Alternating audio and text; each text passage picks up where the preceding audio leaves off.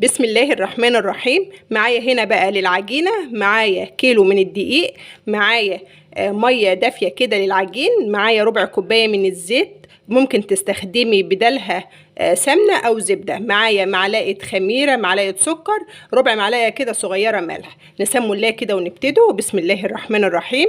هنزل على الدقيق كده بالسكر برشة الملح، هنزل كمان بالخميرة. هبدأ بقى أقلب الدقيق مع الخميرة كده والسكر والملح. هبدأ بقى أنزل بالمية كده تدريجيا علشان خاطر ما تحتاجيش دقيق تاني.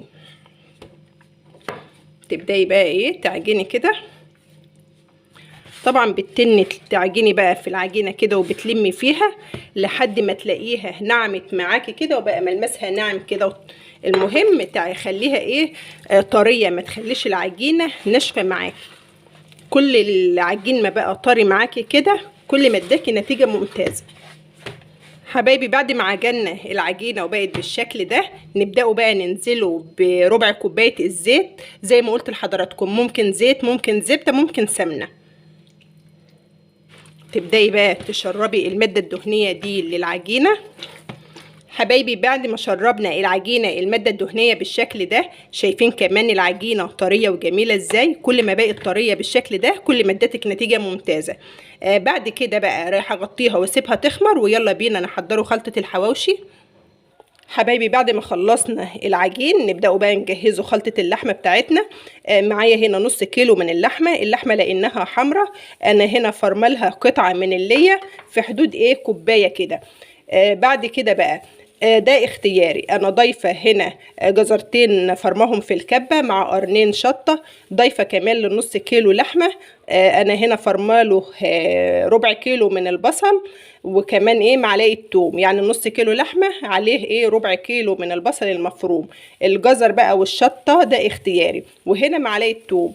معايا هنا اي توابل انت حباها ضيفيها. انا عندي هنا توابل مشكله ضايفه لها كل حاجه. معايا هنا مكعب، معايا بابريكا، معايا فلفل اسود، معايا كمون على كزبره، ومعايا ملح. ملحيها بقى زي ما تحبي براحتك انت. نبداوا كده نسموا الله. بسم الله الرحمن الرحيم. هنزل هنا باللحمه بتاعتنا كده،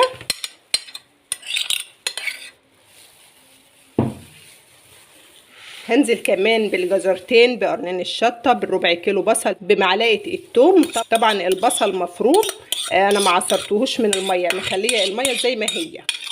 هنزل كمان بقطعه الليه دي. هنزل بقى بجميع التوابل. طبعا انا ما ضفتش توم باودر ولا بصل باودر هنا، لان انا ضايفه توم حي والبصل عندنا زي ما حضراتكم شايفين كده. تبدأي بقى تعجني الخليط ده كويس قوي كده وتخليه يتجانس مع بعضه كله. حبايبي بعد ما قلبنا خلطة الحواوشي دي وخليناها كلها كده تجانست مع بعضيها، نبدأوا بقى نجيبوا العجينة بتاعتنا، نبدأوا بقى نقطعوها. بسم الله. بتقطعي بقى الحجم اللي انت عاوزاه، المقاس ده ماشي، اصغر ماشي، اكبر ماشي، زي ما انت حابة. بالشكل ده اهو، بتقطعي بالشكل ده كده. حبايبي بعد ما قطعنا العجينه بالشكل ده، نبداوا بقى نقطعوا اللحمه بتاعتنا على عدد العيش اللي انت عاملاه. انا ضفت للحمه دي، ضفت لها معلقتين طحينه، وضفت لها كمان نص معلقه بمعلقه الشاي كده بيكنج باودر، وعجنتهم كلك في بعض ودخلتها التلاجة. نبداوا بقى نقطعوا اللحمه على قد الرغيف بالشكل ده كده، حجم الرغيف كده. المعلقتين الطحينه اللي انا ضفتهم للحمه بيدوا اللحمه طعم كده، وكمان ما بيخلوهاش تكش، طبعا مع البيكنج باودر. قد ايه بقى الحشوه دي طالعه ريحتها والله في منتهى الجمال. حبايبي بعد ما قطعنا اللحمه بالشكل ده على قد العيش اللي انت عاملاه، نبداوا بقى نفرده كده ونحشو.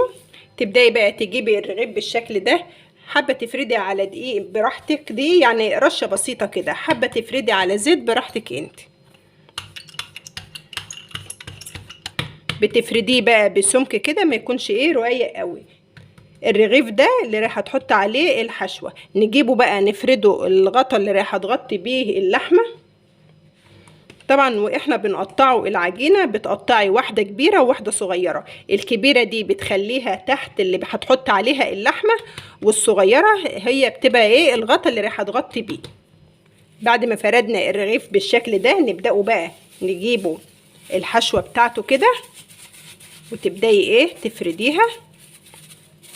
تبداي بقى تجيبي الغطا ده وتحطيه عليه كده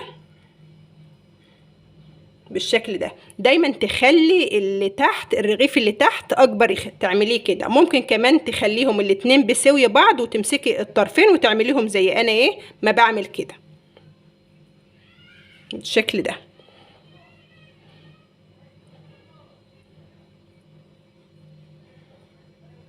بعد كده بتجيبي الصاج او الصينيه، انا دهناها ماده دهنيه، وتبداي بقى ايه تحط عليها الرغيف بالشكل ده. نعمله كمان واحد كده مع بعض، رشه خفيفه كده من الدقيق. تبداي تفردي كده الرغيف اللي تحت. بعد كده بقى هبدا اجيب الحشوه بتاعتنا بالشكل ده. بعد ما فردنا الحشوه بالشكل ده نبداوا بقى نجيبوا الرغيف اللي رايحين نغطوا بيه كده. بعد ما غطينا الحشوه بالشكل ده تبداي بقى بتلفي كده حبايبي. بعد ما خلصنا العيش فرد وحشوه بالشكل ده نبداوا بقى نجيبوا الشوكه بتاعتنا. عايزينه يستوي بس مش عايزينه ايه يقب بالشكل ده كده. معايا هنا بقى حليب، تبداي تدهني وشه بالحليب بالشكل ده كده.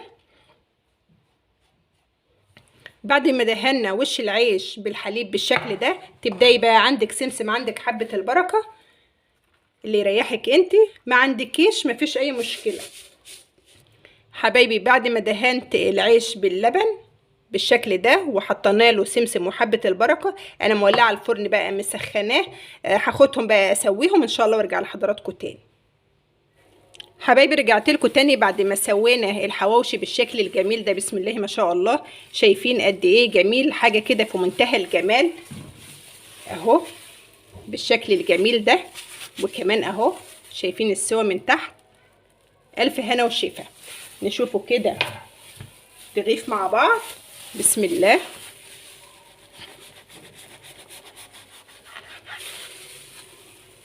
شايفين اللحمه بسم الله ما شاء الله، علشان كمان معلقتين الطحينه ونص معلقه بيكنج باودر. شايفين بسم الله ما شاء الله اللحمه ما كشتش وفارده في الرغيف ازاي. بسم الله ما شاء الله، الف هنا وشفا حبايبي. وبكده اكون عملت معاكم الحواوشي الاسكندراني. عجينه سهله وطريقه بسيطه جدا. يا رب كده طريقتي تنور رضاكم، وان عجبكم الفيديو لايك وشير، ويسعدني اشتراككم في القناه. والسلام عليكم ورحمه الله وبركاته.